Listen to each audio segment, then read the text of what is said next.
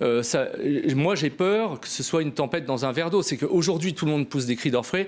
Le ministère convoque, alors qu'en réalité, ce qui est intéressant, c'est que les secrétaires d'État et les ministères sont en réalité au service de ces groupes financiers.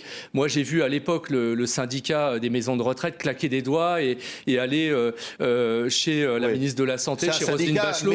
C'est un syndicat maison. C'est un syndicat maison, des maisons de retraite qui est tout puissant.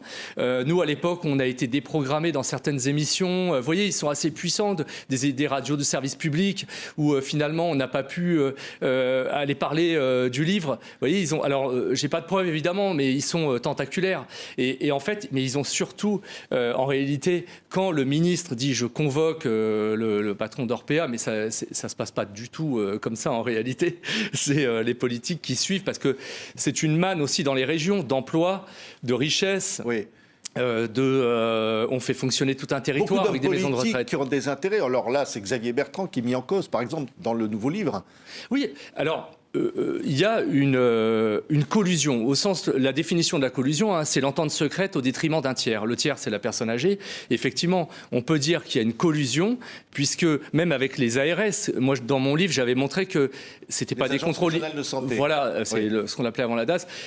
Ils communiquaient avant sur les inspections.